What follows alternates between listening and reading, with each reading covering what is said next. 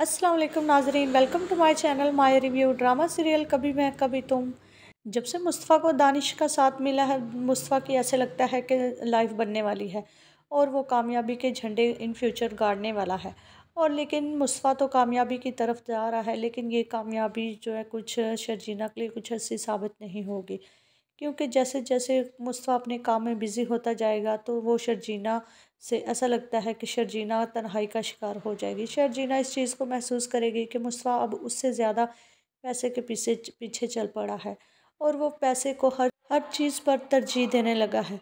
अब फिर शर्जीना को ये बात भी बिल्कुल पसंद नहीं आएगी कि वो उसके बच्चे और उसके और पैसे को दोनों को कंपेयर कर रहा है। शर्जीना उसको कहेगी कि पैसा एक और चीज़ है, तुम अपनी औलाद को पैसे के से कंपेयर नहीं कर सकते। औलाद हमारे लिए एक बहुत बड़ी नेमत है। शर्जीना उसको समझाने की कोशिश करेगी, लेकिन मुस्तफ़ा की वही बात, मुस्तफ़ा उसी जगह पर अटका हुआ है कि पैसे के बगैर इंसान की ज़िंदगी जो है वो अच्छी नहीं गुजरती और अगर पैसा होगा तो सारे उसकी इज़्ज़त करेंगे। मुस्तफ़ा को अब सिर्फ पैसा कमाने का जुनून है, वो हर हाल में पैसा कमाना चाहता है। इसलिए मुस्तफ़ा अब दिन रात अपनी कंपनी में गेमिंग कंपनी में लगाने वाला है और ऐसा लगता है कि अनकरीब मुस्तफ़ा कामयाब हो जाएगा।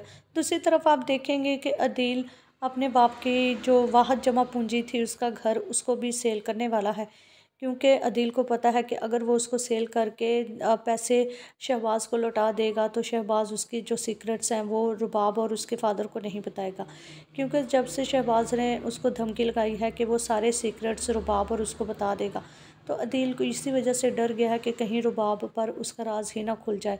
अगर ऐसा हो गया तो वो बहुत बड़ी मुश्किल में फंस सकता है, क्योंकि और दूसरी तरफ रुबाब को ये चीज़ अदील तो नहीं जानता कि रुबाब को सबका पता चल चुका है, क्योंकि दूसरी तरफ आप देखेंगे कि रुबाब के वालिद जब रुबाब को दिखाएगा, सारी फाइल दिखाएगा कि देखो तुम्हारे शोहर ने क्या किया है, किस तरह हमारी कंपनी के नाम का सहारा लेकर उसने अपने लिए पैसा बनाकर बाहर के ममालिक में शिफ्ट कर दिया है ताकि वो आसानी से अगली ज़िंदगी गुजार सके।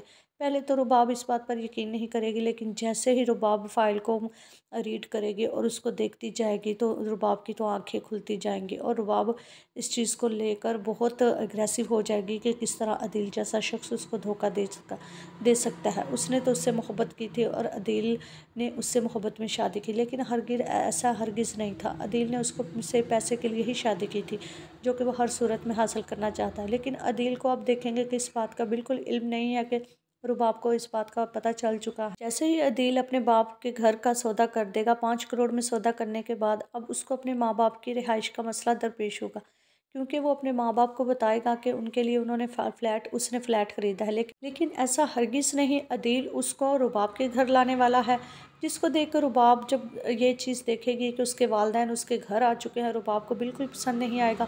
तो रुबाब उसको कह देगी कि मैंने ओल्ड एज होम नहीं खोला हुआ कि तुम अपने वालिदैन को यहाँ लेकर आ जाओ। मैं कुछ दिन तुम्हारे घर में क्या रही तुम्हारे बाप की बीमारी के दौरान कि तुम अपने माँ बाप को ही उठाकर यहाँ ले आए। रुबाब ऐसा लगता है कि रुबाब ये माँ बाप को ज़्यादा देर तक अपने घर में बर्दाश्त नहीं करने वाली और अदील को उनके लिए कोई और ही इंतज़ाम करना पड़ेगा। दूसरी तरफ जब अदील रुबाब का रवैया देखेगा तो वो बहुत हैरान हो जाएगा और वो सोच में पड़ जाएगा आखिर रुबाब को हुआ क्या है। ऐसा लगता है कि जब रुबाब उसके माँ बाप को रोज़ाना जली कटी सुनाया करेगी तो माँ बाप जो है दोबारा से अदील का घर छोड़कर यहाँ से जाने वाले हैं, लेकिन अब उनके लिए कोई सहारा नहीं। आखिर वो जाएँ तो जहाँ जाएँ कहाँ। अगले एपिसोड का रिव्यू जानने के लिए चैनल को लाइक शेयर सब्सक्राइब करें।